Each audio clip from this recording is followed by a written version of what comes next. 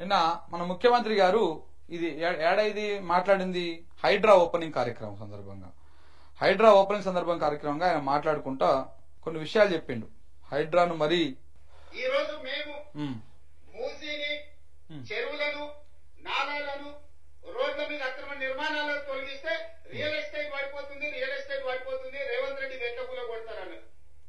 సరేనేమో real estate పెంచుదామని 400 ఎకరాలు ఎవరికో private కంపెనీకి కట్టబెడితే 20 ఏళ్లు వీళ్ళు వానికి అప్పచెప్తే 20 ఏళ్ల తర్వాత నేను కొట్లాడి వెనకకి తెచ్చి ఒక పెద్ద ఐటీ పార్క్ ను డెవలప్ చేద్దామని డెవలప్మెంట్ చేస్తే లేదు ఇక్కడ ప్రకృతిని కాపాడాలి, ఇక్కడ చెట్టు ఉంది, పుట్టు ఉంది, పాము ఉంది, పిట్ట ఉంది, పాములు ఎట్లా బతుకుతాయి, పిట్టలు ఎట్లా బతుకుతాయని ఈ రోజు ఆ 400 ఎకరాలను అడుగుతుంది.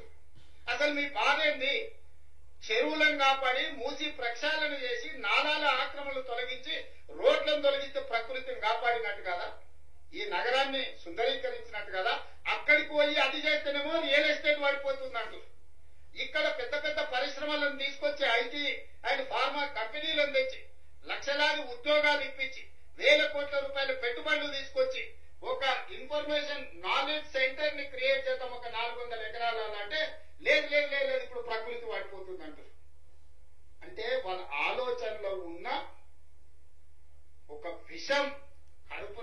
ఇప్పుడు నా బాధ ఏంటంటే నన్ను ఏం పని చేయనిస్తలేరు అంటున్నాడు. ఎవరు? మన ముఖ్యమంత్రి గారు. ఏం పని చేయనియాలి సార్ మిమ్మల్ని? మీరు ఏం పని చేస్తాను అధికారంలోకి వచ్చిర్రు? హైడ్రా తెస్తాని ఏమైనా చెప్పిర్రా? హైడ్రా తెస్తామని చెప్పేసి ఎన్నికల మేనిఫెస్టోలో చెప్పిర్రా? లేకపోతే హైడ్రా తెచ్చి మేము ఈ రియల్ ఎస్టేట్ రంగాన్ని లేకపోతే ఈ నిర్మాణ రంగాన్ని మొత్తం కుదేలు చేస్తామని చెప్పిర్రా? అసలు హైడ్రా దేనికోసం తెచ్చిర్రు?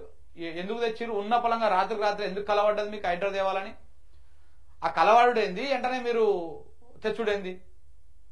ఇదంతా దేనికోసము ప్రజలు ఒకసారి అర్థం చేసుకోవాలి.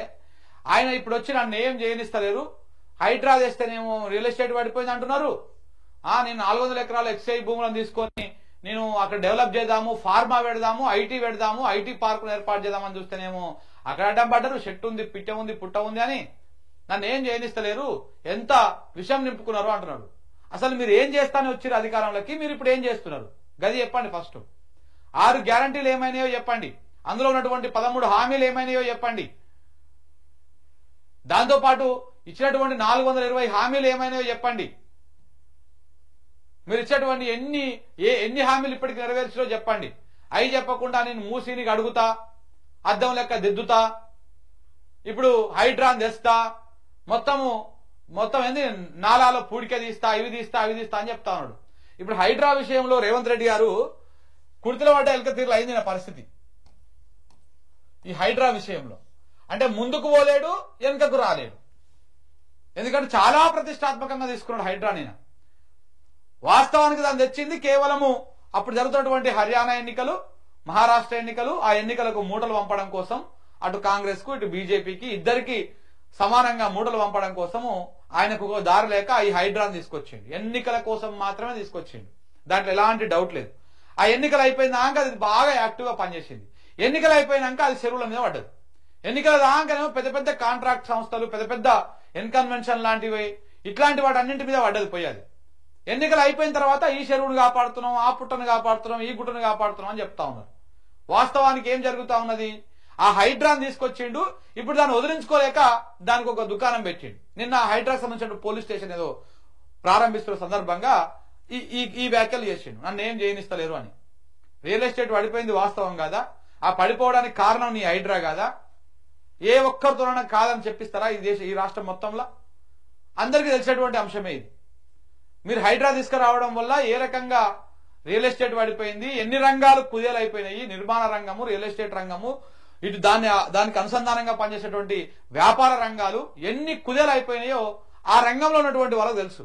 ఆ విషయాన్ని మీరు మర్చిపోయి ఆ విషయాన్ని దాచిపెట్టడానికో ఇట్లాంటివి వచ్చి మాట్లాడితే ప్రజలేమో అమాయకులేం కాదు.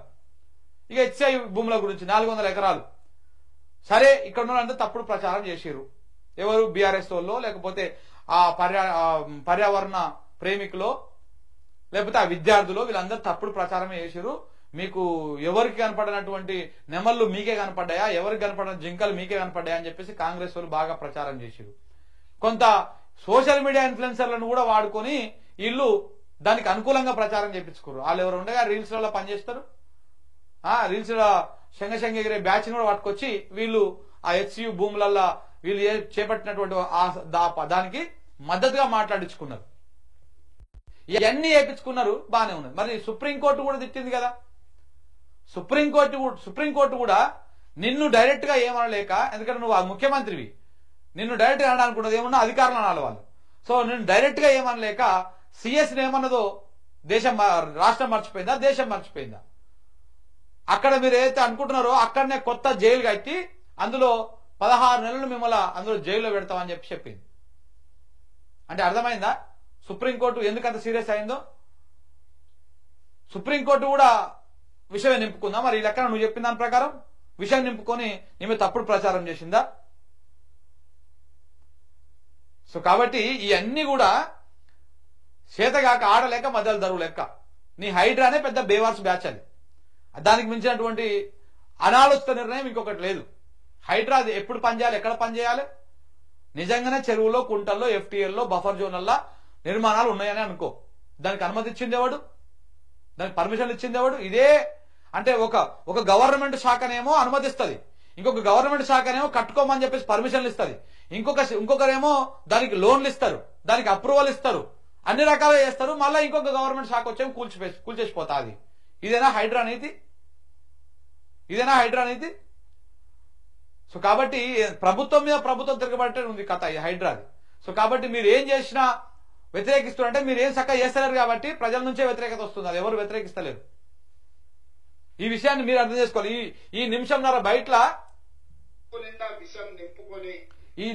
బయట మీ పరిపాలనా విధానం ఎట్లా ఉన్నది, మీకు ఆలోచన లేనితనం ఏ రకంగా ఉన్నది. మొన్న వచ్చేమో రాష్ట్రం మొత్తం ఆర్థికంగా దివాలా తీసిపోయింది, ఆగం అయిపోయిందని మొన్న మాట్లాడుతుంది. ఇప్పుడేమో హైడ్రాను సమర్థించుకోవడం కోసము ఇట్లా నేను చేసిన ప్రతి పనిని ఇప్పుడు మీరు స్టార్టింగ్ లో అందరు గుర్తుకుంది కదా. ఇగో ఈ రోజు మేము మూసీని, చెరువులను, నాలాలను, రోడ్ల మీద అక్రమ నిర్మాణాలను తొలగిస్తే రియల్ ఎస్టేట్ పడిపోతుంది, రేవంత్ రెడ్డి వెంటకులో కొడతారన్నారు. సరేనయ్యా, మరి రియల్ ఎస్టేట్ పెంచుదామని 400 ఎకరాలు ఎవరికో ప్రైవేట్ కంపెనీకి కట్టబెడితే 20 ఏళ్ళు వీళ్ళు వాళ్ళకి అప్పచెప్తే 20 ఏళ్ల తర్వాత నేను కొట్లాడి వెనకకి తెచ్చి ఒక పెద్ద ఐటీ పార్కును. నీ ఉద్దేశం ఐటీ పార్క్ ఏర్పాటు చేయడమో ఏదో రాష్ట్రాన్ని బాగుపరచడమో ఇది కాదు. ఆ విషయం అందరికి తెలిసే. దాని వెనకాల కమిషన్లు, దాని వెనకాల మూటలు, తమ్ముడికి పోయేదెంత, అన్నకు పోయేదెంత, మన కుటుంబానికి వచ్చేదెంత, మనం కాంగ్రెస్ అధిష్టానానికి ఇచ్చేదెంత, బీజేపీలకు ఇచ్చేదెంత, ఈ మూటల కోసమే నీ తాపత్రయం అంతా. లేనటువంటి ఫోర్త్ సిటీకి పెట్టుబడులు వస్తూ ఉంటాయి, లేనటువంటి ఏఐ సిటీకి పెట్టుబడులు వస్తూ ఉంటాయి, ఉన్న పెట్టుబడులు ఏమో పీక్తా ఉంటాయి. ఇలా హైదరాబాద్ లో ఆఫీస్ స్పేస్లు ఖాళీ ఉన్న దాంట్లో మనం ఫస్ట్ ప్లేస్ లో ఉన్నాం. మరి అంత అద్భుతంగా పెట్టుబడులు వస్తాయి, ఎందుకు ఇట్లా ఉంది పరిస్థితి? సో కాబట్టి ఇవన్నీ జనాలేం పిచ్చోళ్ళు కాదు, అన్ని ఆలోచిస్తూనే ఉన్నారు, తెలుసుకుంటూనే ఉన్నారు మెల్లమెల్లగా.